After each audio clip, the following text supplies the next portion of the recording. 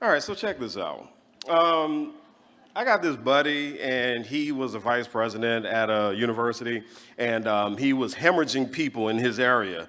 And so he said, you know what? I just need people. I just need warm bodies. Now, I am a former job recruiter and a former communications and marketing director, and I said, dude, that is your problem right now. That's how you got in this spot. And so the thing that's really appalling to me about it is that when you talk about just getting warm bodies, is that really what you want? Because after all, in higher education, I think we're in the people business. And so we need the people who are going to lead the people who are going to lead this world.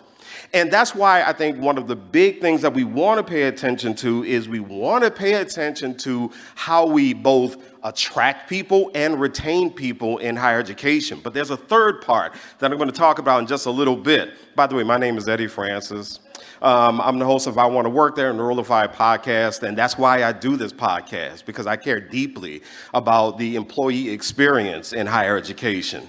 So you may have seen this, but Coupa HR, which is an HR organization in higher education, they do an annual employee satisfaction or an annual employee retention survey.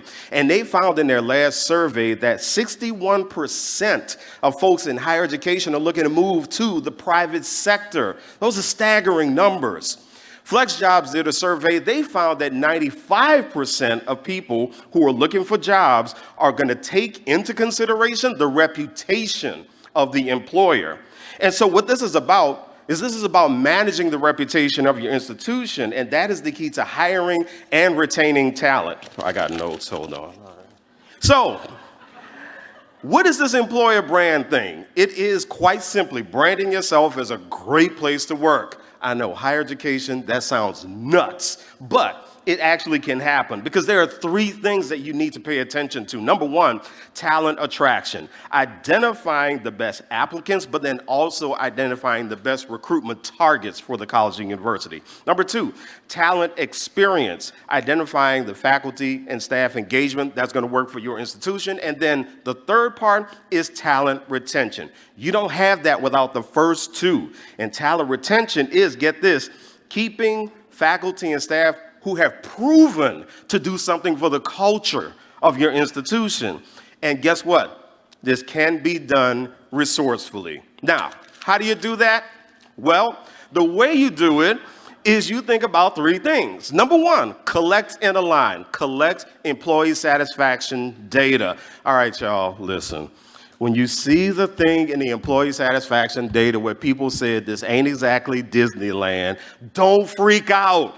It's okay that there are people who may not be satisfied because you can use that data. You can use that data to figure out what things you can fix at the institution and then also align the institutional value proposition with your employee value proposition. Number two, process and message. You want to make sure that you process that information. Hell hath no fury like an employee who has taken a survey and nobody listens to the survey at all. So you definitely want to process the thing and then communicate to faculty and staff how the employee branding efforts are going. And then third thing, platform it. Turn that HR microsite into a resource for people to understand the value of the experience at the institution, and then also leverage it on social media. Now, let me tell y'all something about the whole social media thing. Do not let your HR department start creating a whole bunch of new platforms.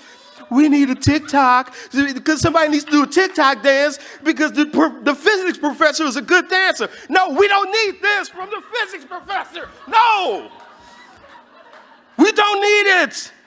So listen, what you want to do is you want to resourcefully use the platforms that you already have. Think inside the box here, as I quote someone who said that once.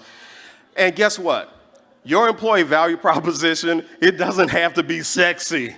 It just has to be real, but even more importantly, it has to be honest and it has to be authentic. Because otherwise, what you're doing is going to look like a bunch of cheap parlor tricks. So in closing, employer branding, it can help your institution by finding the people to keep the people who are best for the student experience. Thank you.